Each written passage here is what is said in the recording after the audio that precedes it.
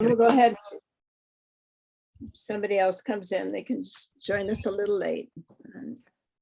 Okay.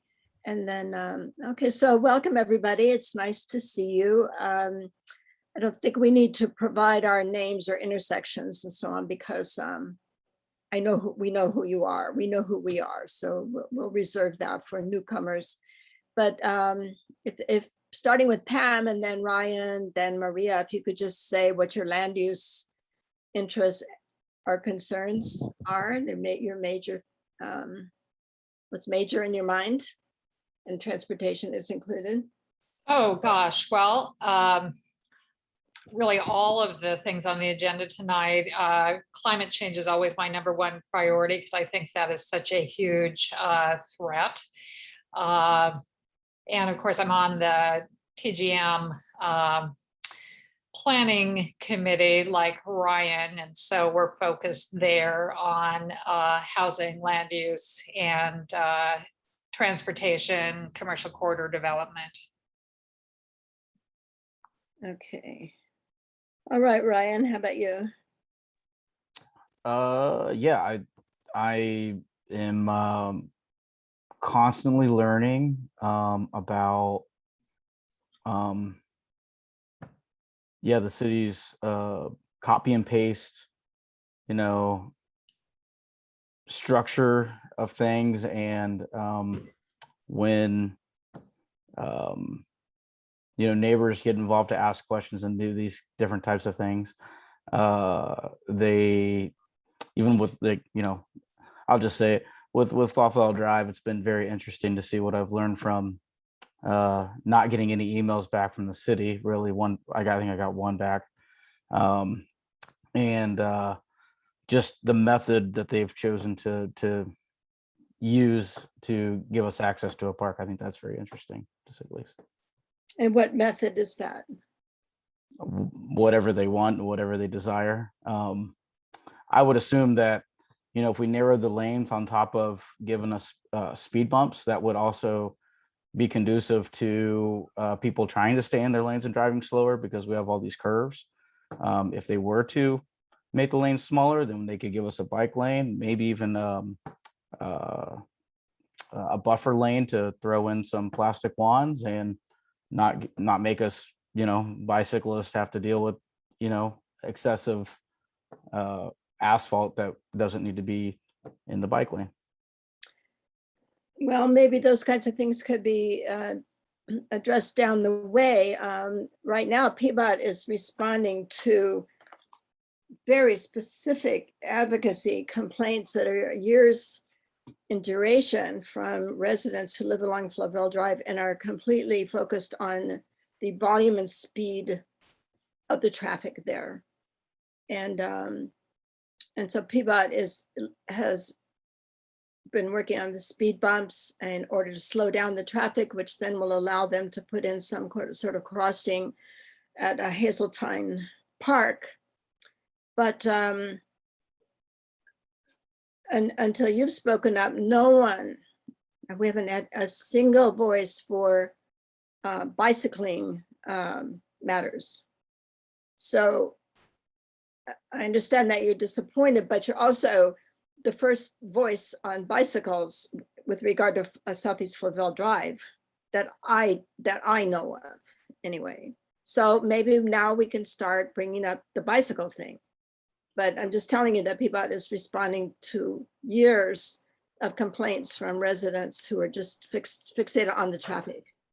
While I can understand and appreciate what they're attempting to do, there was no open house or mailers for this project. So unless someone knows what those outline spray paint things are, then they're probably not going to say anything.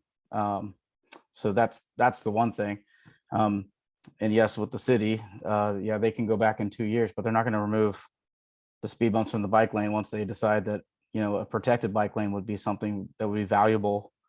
Although I think if we were to ask other cyclists what they would prefer, the method or the option that I'm tossing out there doesn't really cost any much more. Plus the benefits of that would be over much more greater than to, a la carte put down something. On top of that, they're putting the cutouts in there, which you can literally drive through at 40 miles an hour. Oh, And I do okay. it frequently on Duke.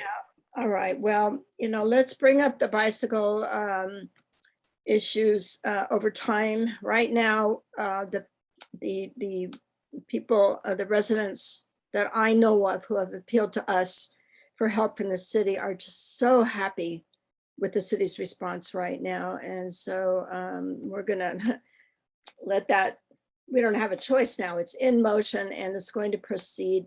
And I support it. You're the only person I know of, Ryan, who objects to the speed bumps, to riding over them. I don't find any problem bicycling over speed bumps. So you're the first. You're my first speed bump cyclist objector. But anyway, I'm glad to hear what your concerns are. But we've set in motion something with PBOT that is directly responsive to the residents on the street. And so that's going to happen now. I'd also add that I'm within 20 feet of Flavel Drive. So that's also my concern, right? What's also your concern? Well, I think, just this idea that like, from what it sounds like I'm not along Flavel Drive. I see Flavel Drive every day. I got the speed camera van to show up, and now cars are driving a little bit slower, and they've showed up I think 3 out of the last 10 days, which is a plus. I'm not saying that's the only answer. And I think you're well aware that I've lived here for 4 years, and during that 4 years, I've been very active in participating in this stretch. And so when they want to come by and just tell us what they're going to give us, I think that we should at least be able to advocate for what we would like to see. Yeah, maybe I'm the only one, but at the same time, there's been no open house, no nothing else. So how would anybody else know? And if the director, if you don't broadcast that to other people, then obviously the neighbors won't know. It's been in every newsletter and talked about at almost every meeting for months now. So that's the most I can do. Right, and there's 4 people in this meeting. These meetings aren't well attended, and we're going to be working on integrating into the local social media so that we actually can start reaching people for a change. I'm well aware that we don't reach very many people. But the people that I've been working with on Flavel Drive have also been developing relationships with Scott Cohen and other planners for years. And they are the ones who I have a cell phone number right in my phone. constantly appealed to me and worked with me. And so that I helped them to the extent I could. I appreciated your taking the radar speed numbers. That did help us get the attention of the city. Thank you very much. But now you've moved on to the bicycle thing, and you are the lone voice at this time about bicycling on Flavel Drive. And so I'm just telling you that I've been responding to people whose focus has been on the traffic. And you also have been concerned about the speed of the traffic. So right. I think the street should be more multimodal. I don't know if that's an issue or not, but obviously slowing down cars is one thing, but providing opportunities for other people to use the road would also be a benefit. And I'm asking for more. And that's I see that you're asking for more. Okay. And I said we can start looking at that. But right now we're slowing traffic, which thousands of studies over the United States over 30 years show that what would-be cyclists fear the most is fast traffic. That is what keeps them off their bicycles. So slowing the traffic and thinning it on Southeast Flavel Drive is already a big advance to helping people who want to cycle on Flavel Drive. It's a very narrow road. There's no shoulder. It's not easy, but slowing the traffic is a good first step. But we can bring up the bicycle thing going forward, okay? Sure. All right.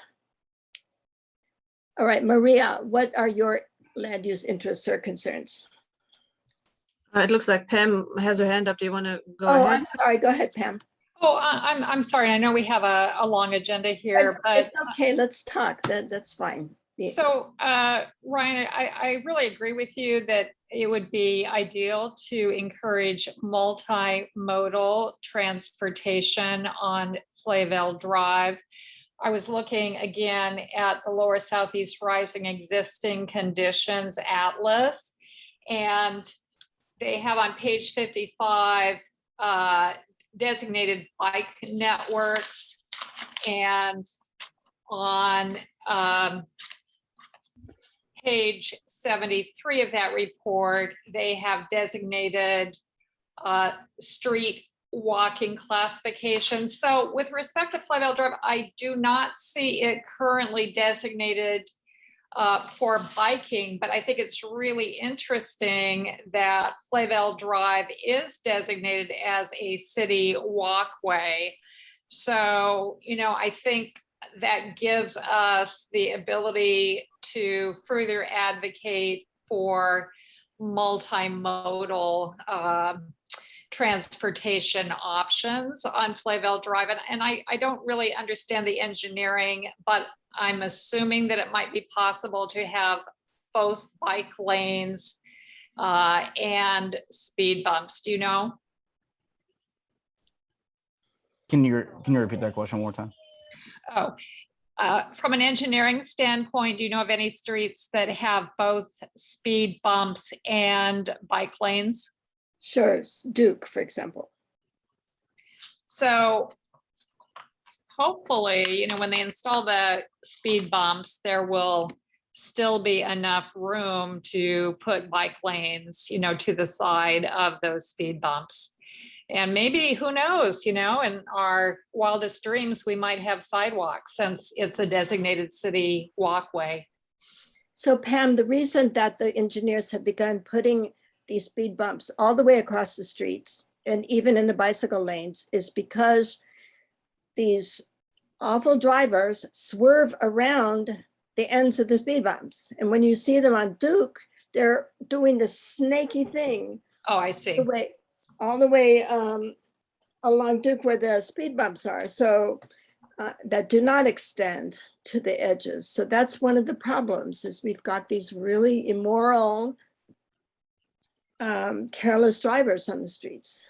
But what if we put the plastic wands where the speed bumps would be in that area, then they would need to drive over the plastic wands or concrete barriers or whatever it could be, and then that's not happening. And that's like a very simple, fast, quick, and easy answer to that, to where they're not doing that. And we've seen that over there on Southeast 45th. We've seen it when you drive down Southeast 52nd and you get to it's not whole, it's Harold.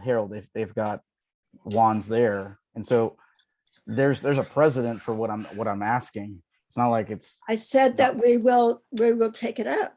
We'll take it up, but the focus. Right, but you're still gonna just like what I'm saying at the end of the day, and this is probably the final thing I have to say about this, is that what we see in North Portland is much more than what we see right here. We go to North Portland and we see, the creme de la creme, everything.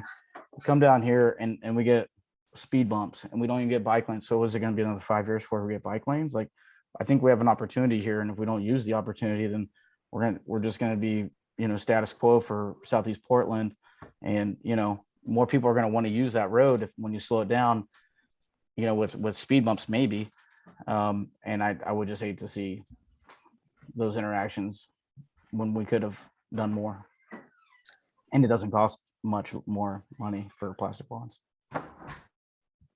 We'll take it up with them. We'll see what the engineers have to say. It's a pretty narrow road. The right of way along the sides is in many cases not conducive to creating bike lanes parallel or in addition to the road, to the roadside. So we'll see what they have to say. But now, I feel that we're very lucky to be getting these speed bumps. And I do not know of other cyclists who object to them to the extent or at all. Have you asked them? That you do. I don't Have you think asked them? you're the only one who's spoken up. I have. to Have you depend asked them? on- Have you asked the questions? No. All I'm asking. So Uh, if I'm the Ryan, one that has to, That's Ryan. I have to depend on people coming, addressing the committee and coming to the BDNA. I'm telling you that you are the only one who has raised this fuss over speed bumps. can you share why you want cyclists to go over speed bumps, please? I want the cars to not swerve around the speed bumps. Also, it doesn't hurt for cyclists to go over speed bumps. I mean, I do not see what the big deal is. May I say Maria, what something are too? your land use interests and concerns? Oh, yeah, funnily enough, my it's regarding bicycling. So yeah, I'm still dreaming of taking my kids from A to B, like to their school without being afraid of them getting hit by a car, and being able to ride the streets with them on their bikes safely. So that's my really my dream. It's interesting because I don't think that Stephanie and Ryan, I am new to your guys's interaction regarding those speed bumps. I don't think you are opposing each other. If I understand it right, Ryan doesn't want to have no speed bumps. He's not against them, and he wants to add those plastic ones. Is that correct, or did I misunderstand that? Basically, I want the people that should be slowing down and that are killing people at an alarming rate in our city to slow down, whereas the people that don't kill people on their mode of transportation to not have to slow down, so that we can have some equity on our streets. Yeah, And that- no, oh yeah, absolutely. Yeah, absolutely. I mean, there's no question about it. I'm sure Stephanie would agree on that too. I'm personally not slowed down by speed bumps, but I'm also not a very athletic bicycle rider. So I don't know if that is a difference for you, Ryan, to go over speed bumps. It doesn't bother me on the bike. What bothers me is how close we are here in the States, or in general, to the traffic, to the cars, that there's no actual physical separation, like a separated bike. If I could choose a completely separate bike path with like trees and sidewalks and whatever in between, I don't even care, far away from the street, designated for bicycle riding, that would be the ideal. Then the next one would have the physical barrier, like you're saying, those plastic ones, or any kind of a physical barrier in between me and the cars. That's my second favorite. And then right after comes you have space like buffer, and like the double line sometimes and all that. So that's my priority list. So if we have a chance here, and if that is what you mean, Ryan, if you think there is a chance here to ask for more, and to additionally to speed bumps put on a physical barrier for those plastic ones, then I'm supporting you on that as a bike rider with my kids, for sure. I have no problem with the speed bumps. I'm happy they're coming. I think that's important to slow down the cars. But if we can also ask for a physical divider, at least on on like on 45th, where they're not the whole, I know they're not ideal there because they have been run over and there was its own deal, but at least I feel like it's a pretty protected street on 45th with those plastic ones. So I don't know. I'm not sure you guys are talking about different things, but that's just my my 2 cents of how I feel about speed bumps and bike riding, and with kids in this neighborhood. Okay, thank you very much, Maria. Pam, is your hand up from before, or do you have something new you want to say? Sorry, I'll lower it. It's okay. That's right. Well, let's just go down to the transportation for a moment. For Southeast Flavel Drive, I don't know where PBOT got the money for the speed bumps that it is going to put in, and for the engineering planning, and for the traffic accounts it did before. It scraped it up somehow, but its traffic calming program that it once had, where it could where it had funding to reach out and respond to individual street problems independently of repaving or other major projects. That fund has nothing in it right now. It was defunded. And so I have learned that it would be very much to our advantage to get that traffic calming program reinstated. And that means advocating straight to city council, because they're the ones who defunded it. So when I get back from my trip, I'd like to organize advocacy to reinstate funding for that traffic calming program. And I think that's a time when we can also say, if we're going to have speed bumps, and we also want attention paid to cyclist needs. And we can start introducing the idea that the cycling community also needs to be accommodated. On Southeast Flavelle Drive, I don't know, Ryan, it's a very narrow street. There are Does it no have- shoulders. It is, It's actually a wide, in city terms, it's a wide street, Stephanie. Are Is there it- bike lanes it right could be now? No, right? narrowed. There's It nothing. could be narrowed, and it was narrowed. Look at Southeast 45th. I think Southeast Flavelle is either bigger or just the same as Southeast 45th, and they narrowed those lanes. You can actually park along Southeast 45th where you cannot park along Southeast Flavelle.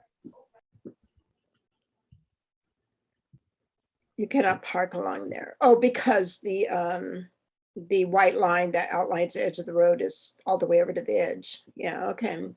All right, well, we can start bringing these things up, Ryan. I'm not opposed to them. I just feel that you're being I'm experiencing you as awfully combative at a time when there are people on Flavelle Drive who are so happy to have attention paid to reducing the speed and volume of traffic. And I think it's like a major achievement to get that. But I'm very happy to start as advocating for more attention to cyclists and for future attention to Southeast Flavelle Drive, okay? Maria is right, I'm not opposed to accommodating cyclists, but They will not remove those speed bumps from the bike not- lanes once they eventually they come. don't That's have the to only remove reason why. That's the only reason why I'm mentioning it now. Because But once why it do they happens, need to be removed?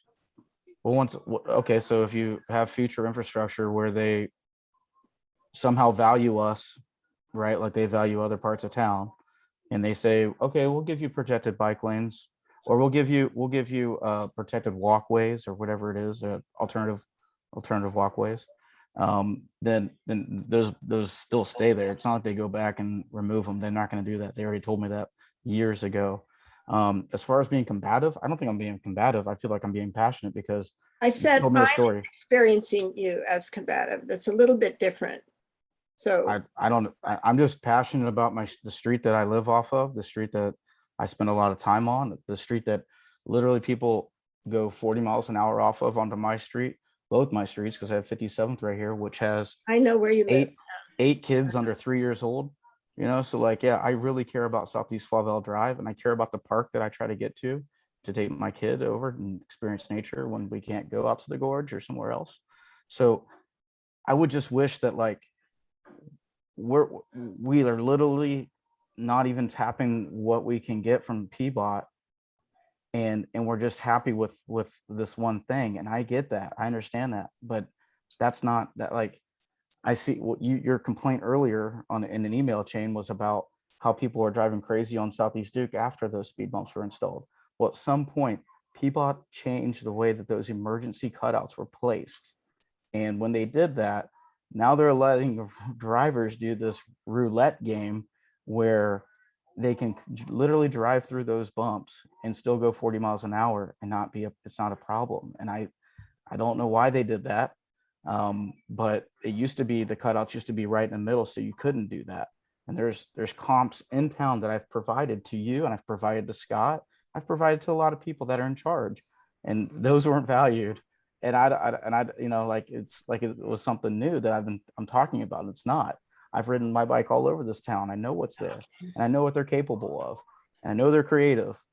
And in this instance, I just feel like, this happened underneath the rug, like, oh, one day here comes the speed bumps, because unless I would have said something about it, nothing would have happened, right? We wouldn't have this conversation. But luckily one day I saw that they were spray painting the road for there and for Flavelle Street. And it's like, I just really don't Well, if you think had that cyclists should attended the meetings and read the newsletter, then you would know about it. And you didn't. So Okay. you didn't connect with my outreach. And at some point, I figured that out, also, right? And I I asked am- questions. All right, and I am really happy with PBOT's response, given that they had to scrape this money up from somewhere to accommodate us. And I am not going to lay on them at this time yet another demand. They've poured millions into Brentwood Darlington in recent years. And we're very grateful for that, to finally be getting attention. So I want to stay on that kind of level with them, where having a very good relationship is sure to bring in more attention and more investment. But as I said, we can So start. you think that our advocating. relationship with them is going to be dictated upon how much money they're going to give us in the future? I beg your pardon. And also one more statement, and then I want to go on. Okay. I'm just saying, do you think that our relationship with them is going to somehow give us more money? I don't think the city works that way. I think that fruitful and friendly relationships always increase the probability of outcomes that are desired. Okay, anyway, to go back to transportation, when I get back, I am going to organize some advocacy to try to get this traffic calming program refunded. And on to B, under transportation, right now we're having a lot of problems with street racing all over the city.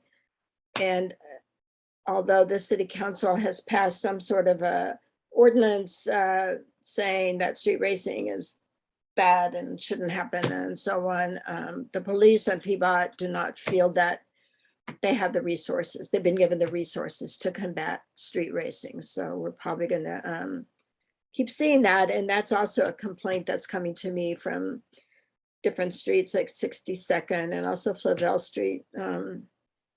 People are racing at night, and I can hear them also. It's a big problem.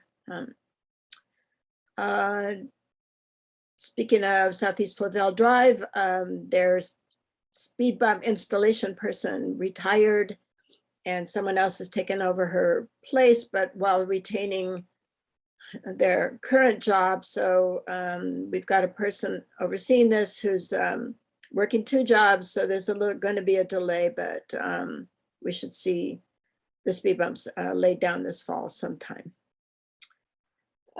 Finally, on transportation, the TriMet is making quite a few changes in its service. Only one affects us. This is line 19. It's the line 19 will be adjusted to speed up buses for riders and match service with demand. It will serve Westmoreland Union Manor between 9 a.m. and 3 p.m. all days, and serve Southeast 28th, Southeast Rex, and Southeast 32nd with morning trips to downtown and afternoon trips from downtown. Weekend service for the Rex loop will be discontinued.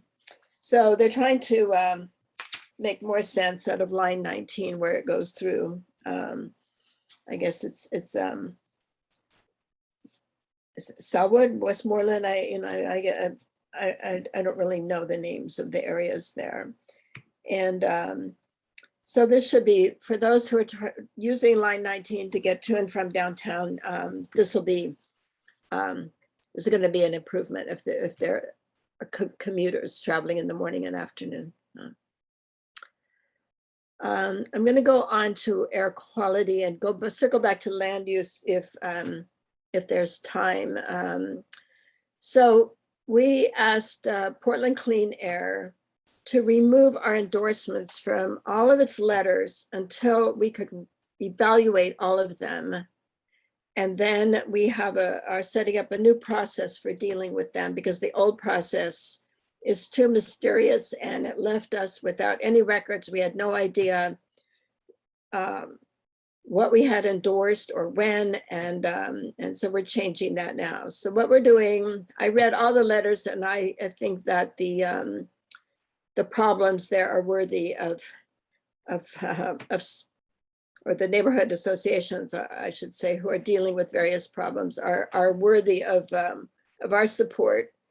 So I'm going to be writing brief letters on our stationery to Portland Clean Air, saying that it's all right to place our endorsement on the letters as long as they have on file a letter from us on our stationery saying so. And then when we update our letters with new names or we remove endorsement, then we're asking them to remove our endorsement or change the names or remove our endorsement from whatever letters.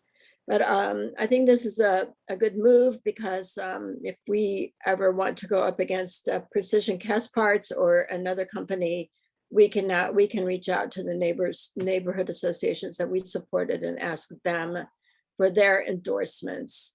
But also the different problems are, as I said, they are worthwhile endeavors, all having to do with emissions of all kinds of poisonous stuff.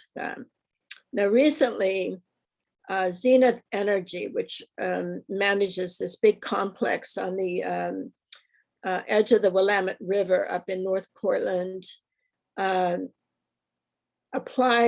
Zenith applied for renewal of its air quality permit, but needed to get clearance from the city of Portland that we would tolerate a non-conforming use that conflicted with our zoning and environmental requirements. And the city refused to issue that clearance. And therefore the Department of Environmental Quality refused to issue the permit. So a part of Zenith Energy's program, which involves importing crude oil from the Alberta tar sands area, is in trouble. And this is good news for us because the whole Zenith complex is built on soil that's going to liquefy in the when we have that big Cascadia subduction event, and it's going to dump so much poison into the river. It will just be a horrific disaster. So this is like a first step to trying to gain control over these dangerous installations along the edge of the river. And our endorsement was on this letter, and I was very proud of that. And so that spurred me to finally to come up with a solution for all of these letters and get to work on it. But I was very proud that we were part of the Zenith Energy story. So now I just have to issue all the letters, and I will. I'll try to do that before I leave, but if not, when I get back. Then to go back up to land use for a moment. I know I said I'd do that last. Just a brief word on the Brentwood Darlington Community Center. We are continuing to work with Impact Northwest to define our relationship and increase our status and influence with them. We have two channels of effort.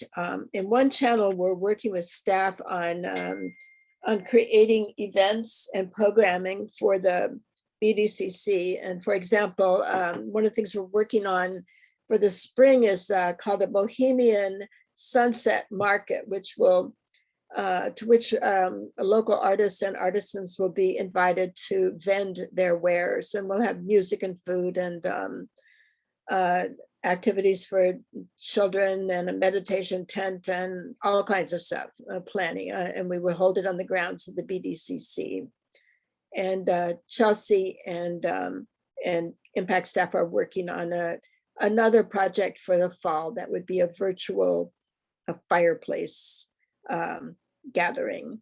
So we're starting to feel our way forward with opening up the BDCC and making it more of a community center, and working closely with Impact Northwest. In the other channel, we're trying to figure out how to handle the fact that no one holds a deed to the building. The building sits on land owned by the school district, and there is a ground lease originally between Multnomah County and the school district that states that the community center is to be operated as a full-blown community center and maintained. And so that's I don't know, a 25-year-old lease, which is now in the legal burden or responsibility of Impact Northwest, which is a sub-lessee. And Impact has not maintained the building. And our research has shown that no one has title to the building.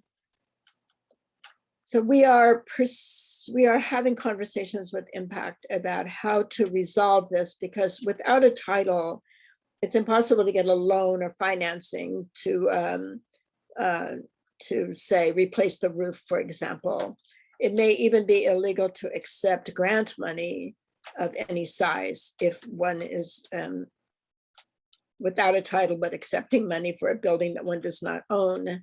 So we've got to settle the title issue quickly so that we can get on with some improvements to the building. I mean, for example, the Portland Clean Energy Fund has a lot of money to give away that we would be perfect candidates for to install, say, solar roofing or solar array that then powered house batteries installed inside the building, which would operate whether there was an electrical outage or not. And then the center could serve as a cooling place in summer and a warming place in winter, whether or not the electricity was still going. And this last year, Chelsea arranged to have it serve as a warming center. And we were very lucky because it had electricity, but just down the street, Maria didn't. They had to leave town. So it could have affected the building itself. And we were just lucky that it didn't. So, but we want to try to resolve this title issue. And I won't go into any more details. It's just that there is just clearly no record. We're digging up all kinds of history and trying to piece together what happened and why there was never a title and who should get it and what our relationship should be with Impact. So as we get closer to some sort of resolution, you know, I'll update you all, but right now it's just very complicated and bizarre. It's completely bizarre that there should be a building of that size, especially without an owner. I can see a shed, but not that building, but that's the way it is. Okay, and then to go back up to, or does anyone have any questions about the community center? No, okay. So to go back up to land use, I want to be doing some planning for how the Land Use Committee and even BDNA with Chelsea conduct their affairs. I think we use a 19th century model of meetings and minutes and bylaws and so on that doesn't account for the high-tech social media age that we live in. And I feel that if we're going to be able to communicate better with people, and Ryan has a point that we don't reach that many people via the land use. I mean, I post stuff, but if people are getting their news somewhere else, then we should be posting our news in that somewhere else. And right now we don't methodically do it. And I think that we need to develop a much more distributed way of conducting our affairs and communicating back and forth with residents and getting their input and supplying them with information and asking questions and so on. But I want to plan that carefully and then come up with with a model to try out and refine and so on. But in the beginning, or I should say that my instructions from Southeast Uplift as to what the Land Use Committee should do is very narrow. It's essentially to respond only to land use communications published by the Bureau of Development Services. And there are a range of them, and I get emails and mailed stuff, and I know where to look up look up decisions and intakes and so on. And so the primary driving force for the land use originally, I guess, was just to focus on development and challenge it if it seemed to not suit or be damaging to a particular neighborhood. And we've since broadened it out, but I want to make sure that I also, carry out that responsibility of responding to land use communications. And actually not very much has come along that is that we need to respond to, but one was this Eagle trailer manufacturing that popped up recently. Eagle wants to get an air quality permit, just as Zenith Energy did. And as with Zenith Energy, can't get that permit unless the Bureau of Development Services grandfathers in its toxic emissions operation. It has these paint booths in which they spray trailers with paint and various coatings and so on. And then they emit, they just blow out all the toxic air into our air. And they've been doing it forever. So their operations started before the environmental overlay zone applied. And so I guess the public position is if they've been doing it forever and the environmental thing came later, too bad, they get grandfathered in. But in this particular case with Eagle, they're on Luther Road where there's all kinds of development occurring, townhouses and apartment houses, and it's all of a sudden densifying, and there are lots of people around where there didn't used to be. So it's a use that it's not in this, its situation is not what it once was, where it's out in the open air and the toxic emissions could be kind of dispersed and made pretty innocuous before they reached any human populations. I don't know about the animals, but now it's a different situation. We've asked BDS to not issue the statement that would grandfather in Eagle on the grounds that it hasn't been continuously operating, and those are very shaky grounds because apparently I don't know, I can't remember, a few years ago there was a fire and Eagle may have shut down its operations completely in order to repair the fire damage, but I don't know how to find out whether it completely shut down. So I just have to go by what this development services told me, which is that it was that Eagle's request to be grandfathered in is challengeable. So we're trying to we're just doing what we can to respond to what is no longer an appropriate land use. So that's the first one that's come along since I've been here that I felt required a response.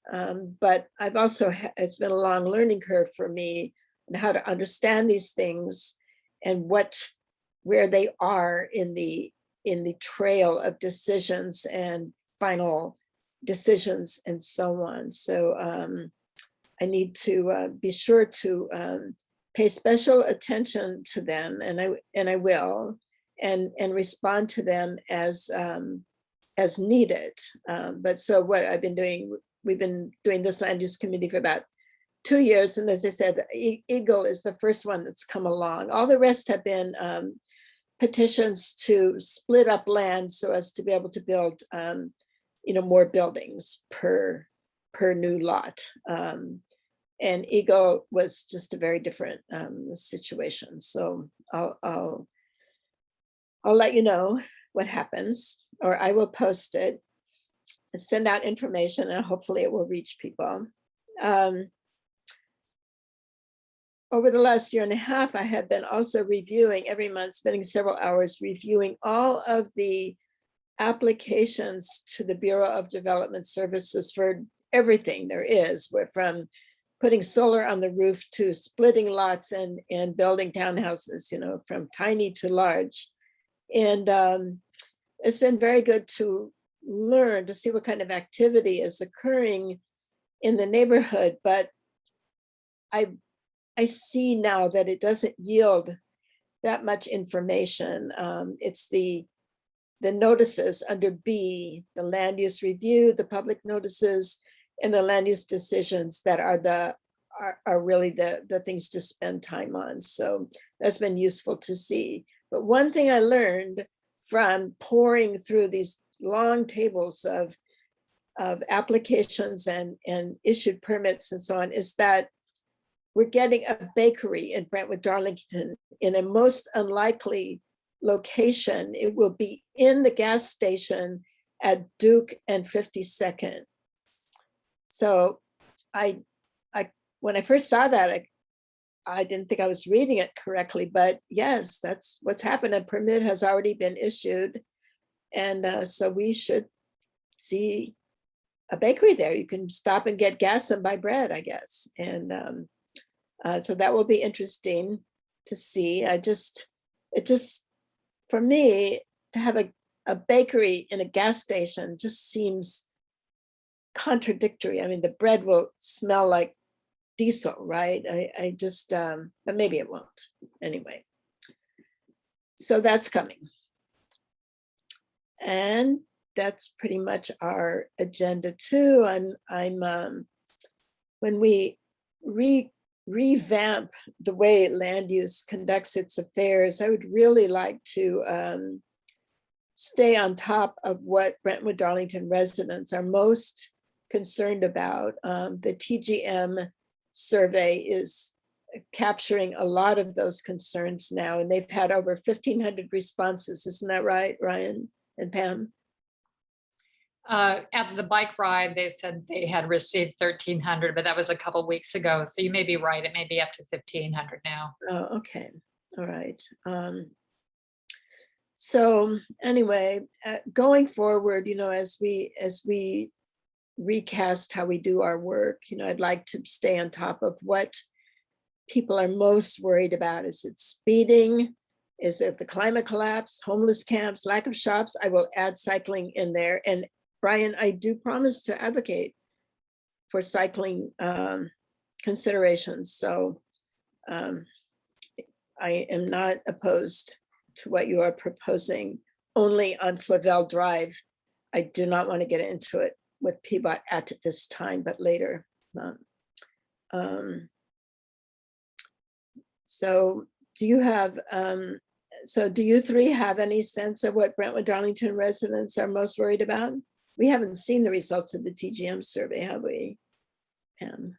No, I haven't seen it. I'm assuming that staff on the TGM project are compiling, and we do have a committee meeting coming up later this month. So perhaps we will hear a report at that time.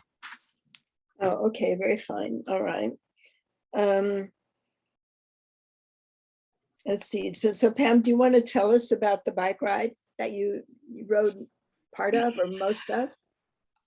Well, I'm probably not the best person to do that because, as you know, I've been having some mobility issues. Yeah. And so I only got maybe a third of the way through the bike tour and then had to disengage. So I wasn't there to hear about what the tour deficits being pointed out were in Brentwood, Darlington. So I apologize, not able to stick it out. Oh, no, that's okay. About how many people were there? Was it a Well, big- it was part of Petapalooza, so I would say there was maybe 30 people. So there was a social hour for the committee before the bike ride. And then just general citizens joined us. And I believe they had a social hour afterwards at the Portland Mercado. So I need to catch up with, well, actually, Anna wasn't on that either. So she was at the initial social hour, Anna Weichsel on the TGM study committee. But I guess Marty will be the best person to give us a recap again, maybe at the TGM committee meeting later this month. Oh, so there's one later in September then. Okay, good. There is. And maybe you can find out about the survey responses too. That would Yeah, be- absolutely. I'm curious. Uh-huh. Yeah, we pushed answering the survey as much as we could. So I'll be really interested to see what the responses are on that. But so as you live here in Brentwood, Darlington, though, what I'll ask each of you in turn, what do you think what is your sense of what people are worried about? But Maria, yeah. Yeah, I'm kind of starting to wonder sometimes, Stephanie, because you know that Chelsea is posting pretty regularly on those big Facebook groups we have, the neighborhood groups that are very active and have like thousands of people in them. So I'm starting to wonder, you know, if maybe people not being aware of the committees and land use stuff and all that is not the issue, and there's just not enough interest for people to get involved. And I think, you know, with Chelsea being pretty active and posting and getting, I think there's been a lot of exposure, and I'm sometimes wondering, I don't know how much we are obliged as this committee with Southeast Uplift and all that to be representative for what the, you know, what the neighbors want and all that.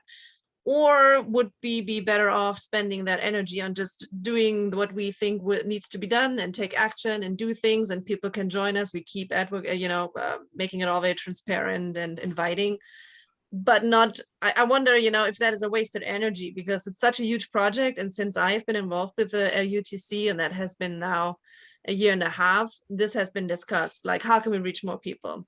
And it feels like there's a lot of energy goes into that, and we're not really making any progress, not on Facebook, even though we're posting on Facebook and Chelsea and all that stuff. We tried our own Facebook group, and I'm wondering if that energy is really well spent there, or if we should just, well, the four of us, then if we four show up, we four can decide, hey, let's do this and just do it. You know, or should we discuss what do we think, what people that obviously don't want to join us in meetings or give us input, what they want? Does that make sense? Yes.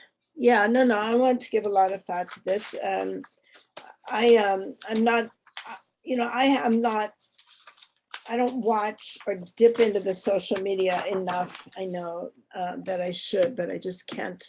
Oh, I'll probably do it for the both of us, because I scroll through it when I'm bored. So I can tell you there's enough posts about what's going on with, I feel at least like that, it pops up pretty regularly. And Chelsea is very on top with her social media content and all that stuff. I'd be surprised if anybody of those 1,000 members of those Facebook groups has not heard of our committee. I would be really surprised. I would be surprised if they were aware of it. No. I'm not sure. I mean, I might be completely off, but that's just, you know, that's just my gut feeling is like, is this waste of energy? No, let's talk about it more. And I don't like the idea of making decisions without, I don't know. I understand that, but then if the masses don't join us, then we end up maybe not making any decisions for anything, you know, then that's kind of, we're in this loop of, well, we can't do anything because we don't know what people want. Well, you know, I try to go to the board with any kind of decision first, and well, there you go. at least get feedback from them, but there's just such a tiny little group and there's 7 board members and then. I know, but there's only so much we can do, I feel like, and to be transparent and very open and record those meetings, put them on YouTube, broadcast it in the, we're using every channel that's available to us. And then, I mean, there's only so much that's in our responsibility, I feel like. And at some point it's like. Yeah, no, I know. I think we should have that discussion. And then, by the way, where is the recording for this going to be posted?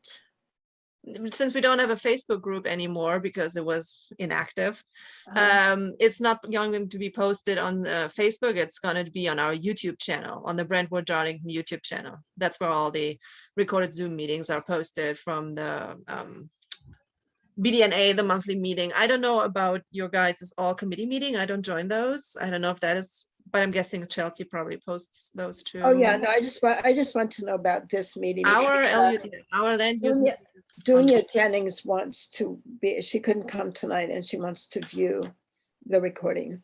Oh, and- yes, yes, So I should send her to the Brentwood Darlington YouTube channel. yes. And So when is that different, excuse me, Stephanie, is that different from the BrentwoodDarlington.org website? Yes.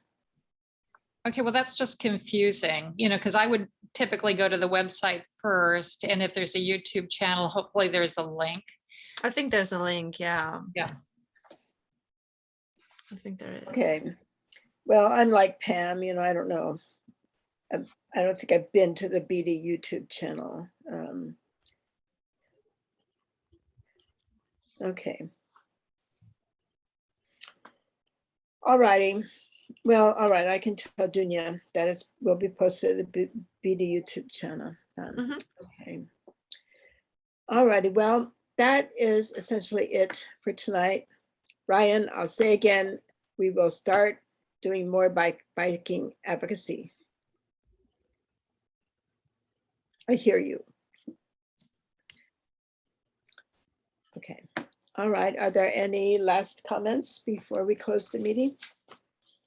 Well, Stephanie, I'm just got so excited when I stumbled across this tree inventory. I wanted to share its existence with land use because I think it relates directly to air quality and climate change issues.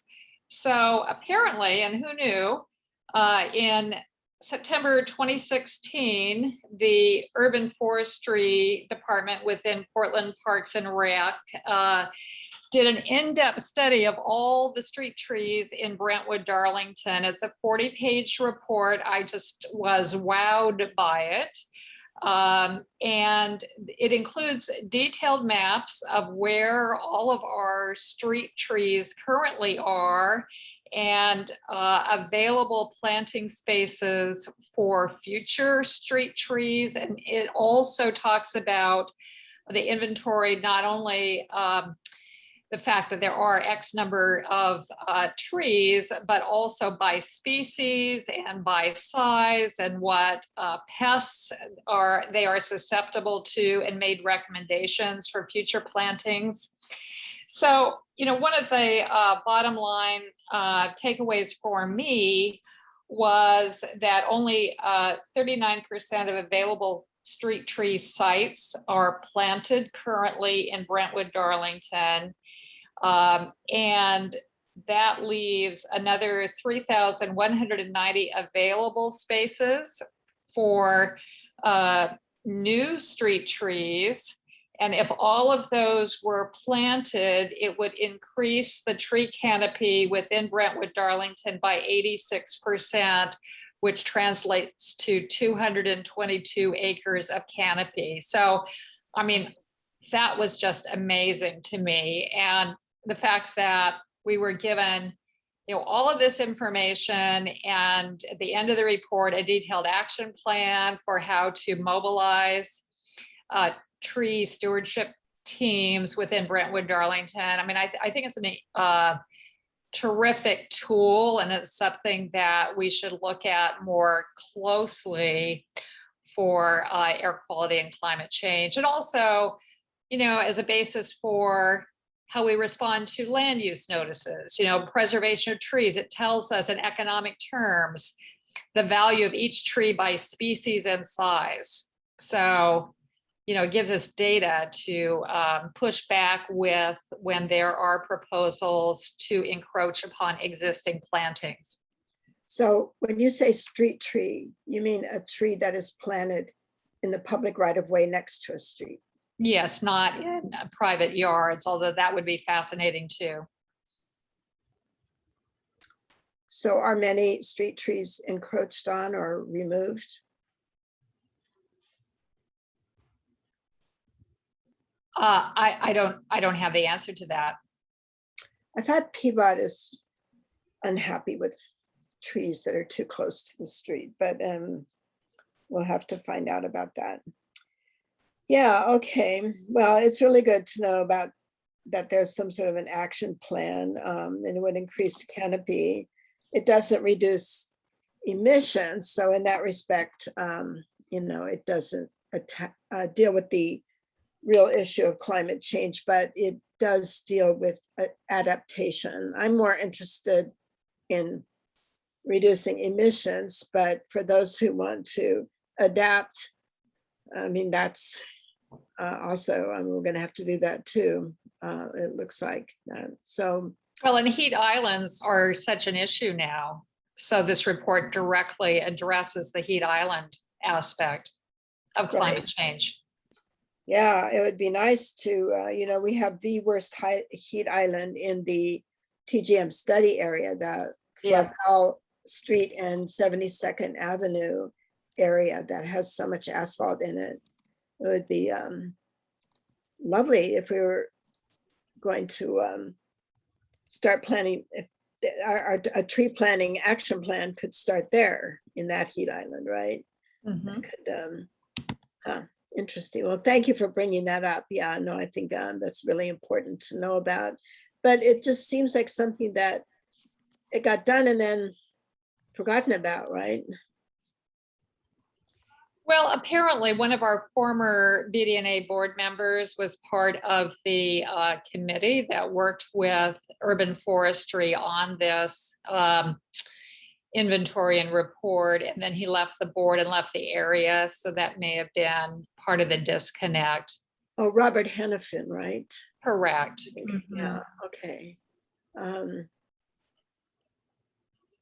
Yeah, I mean, I saw a binder that says tree inventory that's stored in the kitchen with all our other stuff at the community center, but I was frantically looking for something else. And so I just noted it, but I didn't open it or learn it.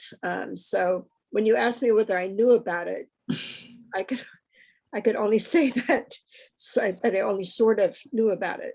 And I didn't know what it was at all. And I was I was looking for information about the history of the Brentwood Darlington Community Center. And so I just noted the tree thing in passing, but it sounds like a really valuable resource. And Scott Goodman is really interested in tree planting. And so, yeah, it would be nice to get with him and see if there's some way to start I don't know, a way to act on that information. But it would be great to start in the heat island at 72nd and Flavel. That would be really cool. And maybe trees could be put on the asphalt playground, right? And maybe some trees could be put in the trailer park. Well, I mean, this report shows the map of exactly where all of these trees can be planted in the other 3,190 available spaces. I see. So we don't have to go out and do that. I mean, this has been a tremendous amount of groundwork laid. So my thought is there was, as I understand it, a pretty good response to Soak It Week, and this would be a natural follow-on to that activity. Mm-hmm. Right, but possibly one could start at 72nd and Flavel, though, right? We don't have to do groundwork. It's just where we start, right? Yeah, well, all 3,190. Oh, all of them. All of them. All of them at Flavel and 72nd? No. Yeah, okay, well, I would like to look at that first, though. Well, and who knows? I mean, it may also contribute to traffic calming on streets like Cladell Drive, so more of a boulevard, aspect. Right, well, Zeph Wagner has talked about designing streets so that they do have trees planted in bump outs, Yeah, separate parking areas, and that slows down the traffic. And that sounds very nice. So anyway, we'll have to take a look at it. So thank you very much for bringing that up, Pam. yeah, you're welcome. Okay, all right. Is there anything else that anyone would like to bring up at the moment? Okay, all right, well then let's close the meeting, and once I have an idea for how to conduct this land use, I will share it